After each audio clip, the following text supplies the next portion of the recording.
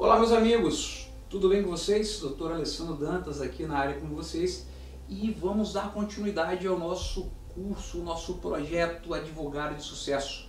Já falamos de várias coisas legais, né? De como começar, da infraestrutura mínima, de capital humano mínimo, o contexto do poder judiciário, falando sobre como você angariar clientes, né? Através de divulgação do seu nome.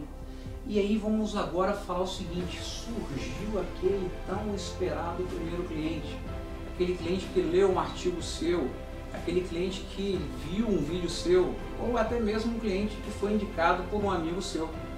E você fala, meu Deus do céu, e agora? Porque tudo na vida que é a primeira vez, a gente fica bem nervoso, né? O primeiro beijo, né? Tudo que é a primeira vez, a gente fica bem nervoso, de certa maneira. E o primeiro cliente também deixa a gente ansioso, porque a gente fica assim, caramba, o que eu vou falar? Quanto eu vou cobrar? O que eu vou dizer para ele? Senão eu posso perder, passa mil coisas na sua cabeça. E eu falo para você o seguinte, amigo, tenha tranquilidade, relaxa. Você não tem que ficar exacerbado, eufórico, nada disso. Tranquilidade, sabedoria, parcimônia, e vai conversar com ele, no caso presencialmente. Olá, tudo bem, Carlos? Prazer conhecê-lo. Pô, analisei o seu caso aqui, vi que se trata de uma questão, vou dar um exemplo aqui, tá imaginário, de concurso público, que estão querendo criar um novo psicotécnico complementar no seu caso. Pô, me parece ali que isso é absolutamente inconstitucional, porque vai aplicar só a você, fere a isonomia, porque certamente se esse psicotécnico fosse aplicado a outras pessoas, diversas outras pessoas seriam eliminadas. Veja, a fase do psicotécnico ela já é na primeira etapa e não na segunda. Então por que esse novo psicotécnico?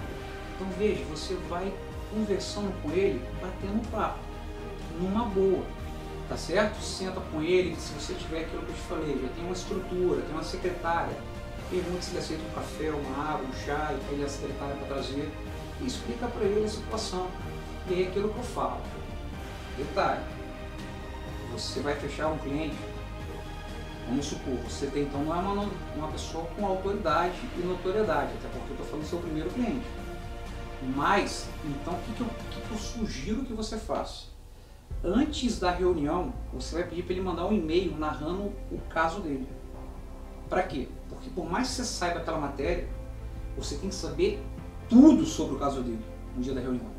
Porque é uma coisa que eu sempre falo para os meus amigos e meus alunos. Quando uma pessoa vem para mim conversar sobre as minhas áreas de atuação, no escritório, ou me liga e conversa comigo, não tem essa conversa eu chegar e falar: olha só, eu vou dar uma analisada para saber qual é o entendimento jurisprudencial, vou ver se é cabível a ação, e aí eu entro em contato com você de novo. Veja, isso inspira total falta de credibilidade. É a mesma coisa você ir no médico, o médico fala: vou dar uma pensada no que eu acho que você pode ter, tá certo? E aí daqui você volta semana que vem, eu acho que eu vou estar mais preparado para poder te dar um diagnóstico. Você vai voltar naquele médico? Você não vai voltar de maneira alguma. Então, meu amigo, quando o camarada ele conversa comigo, ele falou, eu já vou perguntando ao longo da conversa dele, já vou raciocinando, criando as teses, e finalizou a conversa dele, eu falo: meu amigo, dá para fazer uma ação trabalhando com isso, o entendimento do STJ é esse, do STF é esse, o TJ é esse, o TRF é esse, tem súmula nesse sentido, tem repercussão geral nesse sentido, as chances de isso são muito grandes. Ou o contrário, ó, tem decisões, a maioria é contra, mas dá para a gente desenvolver uma tese diferente daquelas que foram julgadas, mas nunca existe a possibilidade de eu chegar e falar: eu vou estudar o seu caso. Isso não existe. Por isso que eu falo, o bom do nicho, o bom de você focar e se especializar numa área, é que você vai ser foda naquela área, vai ser o melhor. E aí o cliente que sentar na tua cadeira à frente, ou conversar contigo, a probabilidade de você fechar com ele é muito grande. Agora, se você atua em várias áreas, você tem um mercado maior, mas você não vai inspirar a mesma confiança que um advogado extremamente especializado numa área inspiraria no cliente. Então, se um cliente for conversar comigo e conversar com um advogado de uma grande banca que faz clínica geral, faz de todas as matérias, por mais que tenha um advogado especialista na área de direito administrativo, veja, eu só faço isso, eu escrevo só sobre isso, eu só dou aulas sobre isso, eu só dou palestras sobre isso, eu treino servidores. Vai ser bem difícil o camarada estar no meu nível. É claro que existem pessoas do meu nível, mas eu posso dizer que são pessoas que você conta nos dedos. Seja de São Paulo, Brasília, vai ter realmente autores de livros, entendeu? Agora, advogado que não escreve, que não é autor, que não é, por exemplo, palestrante, ter o conhecimento que a gente tem é muito difícil. Por quê? Porque a gente estuda a ciência, a gente estuda a doutrina, a gente estuda. Então isso aí é fundamental. Então olha só, aprenda tudo sobre o caso do seu cliente, para que quando você conversar com ele, você já dizer se ele tem ou não razão, segundo o entendimento do STJ, do STF, do tribunal que você vai ajuizar a demanda. Mostre os fundamentos para ele, com tranquilidade, parcimônia, tranquilo. E chega e fala, ó, acho que é uma causa que vale a pena investir. Eu acho que você tem grandes chances de êxito, está aqui a prova, várias pessoas já ganharam demanda idêntica a essa daí. E eu acho que vale a pena o investimento, é uma coisa que se der certo vai mudar a sua vida para o resto da sua vida. E aí você mata aquele cliente, tá certo? Uma coisa interessante que você tem que pensar Alessandro, eu fico um pouco na dúvida, né, sobre a questão do preço, quanto que eu vou cobrar, né, no meu primeiro cliente, porque você fala, eu sou muito bom no que eu faço, vamos imaginar, mas você tem que lembrar que talvez você não seja tão bom como você acha, até porque é seu primeiro cliente, mas você está estudando bastante.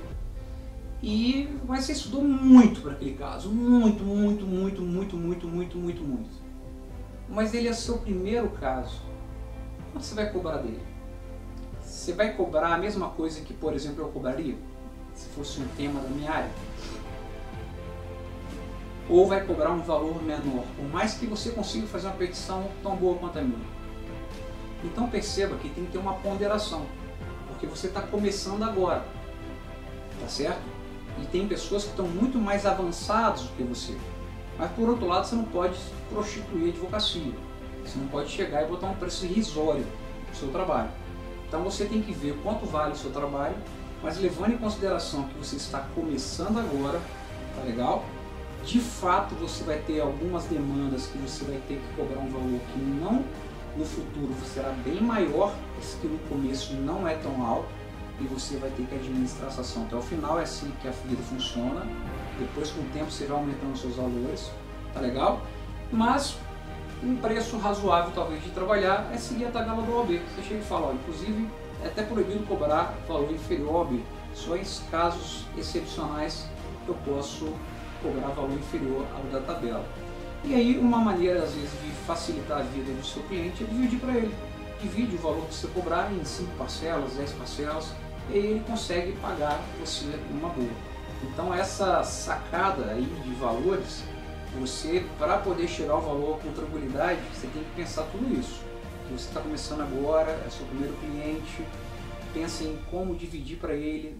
Se você for cobrar um mais alto, mais divisão ainda sem fazer, e aí vai pegando. Hoje não. Hoje quando eu pego uma demanda, não me interessa, vai me dar trabalho a ação, porque tem ação toda hora surgindo no meu escritório. Então qualquer ação vai me dar trabalho. Então tem um preço mínimo. Menos que aquele valor, não fecho. A não ser que seja uma situação, por exemplo, que eu nunca peguei e seja desafiadora. Aí eu fecho pelo desafio. Aí eu cobro às vezes até mais barato, porque eu quero pegar aquela demanda e quero ganhar aquela ação. Mas se for uma ação que eu vejo que não vale a pena, eu não faço isso. No futuro, você se tornando advogado de sucesso, você vai ver que vai chegar um momento que você não vai ter como atender todo mundo. Você vai ter que limitar o seu público, porque senão você vai virar um prisioneiro. Por que prisioneiro? Porque os honorários dos clientes que eles te pagam de prolabore, você vai gastar com tempo, investindo no escritório, utilizando no lazer, na sua vida. Só que o processo termina agora não, amigão. Ele leva uns 3 anos para finalizar. E você vai trabalhar de graça esses 3 anos, você já recebeu. e só vai receber o resto no final, caso tenha contratado honorários de êxito e os sucumbenciais se você vencer a ação. Fora isso, você não vai ganhar mais nada.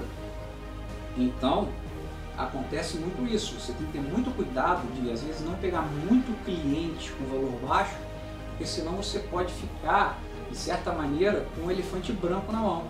Ou seja, você tem uma grande demanda de trabalho que não te traz mais lucro, mas você tem um compromisso de honrar com aquilo ali. Então, por isso, você tem que fazer jus, né, ao valor que você vai cobrar, porque você sabe que isso vai te prender. Tá legal? Show de bola, show de bola. Uma outra questão também que a gente tem que levar em consideração é: fechou com um cliente. Aí agora o que você tem que fazer? Você fechou com um cliente, show de bola, ele tem que ter algum meio para poder ter contato com você. Mais para frente eu vou te falar do portal, né? Eu tenho um portal com o meu cliente, ele tem acesso a tudo que acontece no processo dele, mas você está começando agora, então vai por e-mail mesmo, vai por WhatsApp, não tem problema. Mas o importante é você deixar o cliente ciente de tudo que está acontecendo, tá legal? Porque, cara, o cara está passando por uma ansiedade violenta. No começo você vai passar por essa ansiedade também, você vai sentir a ansiedade do cliente, isso é muito interessante isso. Depois de um tempo, você vai perceber que você não pode sentir aquela ansiedade do cliente, porque senão isso vai atrapalhar o seu desempenho na ação dele. Então você não pode deixar, porque tem clientes, meus amigos, que são pessoas que têm, por exemplo, transtorno de ansiedade generalizado. O camarada te liga em 10 minutos. Você tem que chegar e cortar, falar: olha só, meu amigo, presta atenção. O negócio é o seguinte, veja bem, você me contratou porque você confiou em mim, sim ou não? Sim. Então veja bem, se você ficar me ligando toda hora, ansioso, preocupado, você vai me atrapalhar a trabalhar. E se você me atrapalhar a trabalhar, eu não vou conseguir fazer a sua ação dos demais colegas. Então ou você confia em mim e deixa eu trabalhar, eu vou fazer de tudo para ganhar a sua ação, ou vamos terminar por aqui. Porque uma coisa que eu não gosto é que o cliente fique intervindo toda hora no meu trabalho. Se você confia em mim, deixa eu fazer o meu trabalho. Se você sofre um acidente, vai para um hospital fazer uma cirurgia, você vai falar para o cirurgião o que ele tem que fazer? Você teve um infarto, você vai falar para o cardiologista o que ele tem que fazer? Você está nas mãos dele, é a mesma coisa. O advogado é um médico, só que enquanto o médico ele cuida da vida da pessoa, a vida física, né, vamos dizer assim, o advogado ele cuida da vida social da pessoa. Uma pessoa que, por exemplo, tem um problema sério, ele pode ter uma morte social. Se tiver os direitos políticos suspensos, por exemplo, a pessoa não pode fazer nada. Então o advogado ele é um médico também, só que um médico relacionado a direitos da pessoa. Então a pessoa tem que confiar e você tem que saber impor autoridade e não deixar que a ansiedade do cliente interfira no seu trabalho. Atenção a isso, porque às vezes tem cliente que é até inconveniente, o camarada te liga 2 horas da manhã, te manda o WhatsApp. Por isso que eu tenho o quê? WhatsApp separado, de trabalho e WhatsApp pessoal. Tem o telefone de trabalho e o telefone pessoal. Deu certo horário, acabou o trabalho. E aí depois no outro dia eu vou e continuo. Eu não vou morrer amanhã? Espero que não. Nem que você morra. Então no outro dia eu dou sequência, porque senão o pau come, cara. Porque aquele negócio. Depois que vê a modo do WhatsApp, o cliente ele tem vergonha, por exemplo, de ligar para você de noite. Mas mandar o WhatsApp, cara, não tem não. O camarada te manda até 3 da manhã, entendeu? Ele fala: ele não vai ler mesmo, tal, pô, mas tem nossa pita, né? E aí você toma um susto e acorda, e aí você é curioso, você lê e aí você perde sono. Então eu não deixo isso. O meu WhatsApp, por exemplo, ele é 100% silencioso. E hoje em dia eu defino datas para responder o WhatsApp. É toda segunda e quinta-feira. Fora isso eu não respondo. Por quê? Porque é tanta mensagem que se eu for responder o WhatsApp eu não advogo. E você me contratou para quê? Para advogar para você. Não para ser meu amigo, ser meu colega, desabafar comigo. Você quer que eu ganhe sua causa. Tá certo? Então você, advogado, tem que deixar isso claro para o cliente. Olha só, cara, a gente é amigo, eu quero te ajudar, mas você não pode confundir. Você me contratou para poder resolver o seu problema. Então você tem que me deixar resolver o seu problema. Beleza? Isso é muito importante você saber impor esses limites. Uma coisa que é muito importante, né, também depois que você fechou o processo com o seu cliente e deixou bem claro como que vai ser a comunicação e que você não gosta de muitas intervenções, tudo que for definido em termos de prova, do que ele vai participar, já vai ser feito logo na reunião inicial ou numa próxima reunião. Depois disso ele vai te deixar em paz e se você precisar dele, você solicita ele, beleza? E aí você vai fazer a petição, tá legal?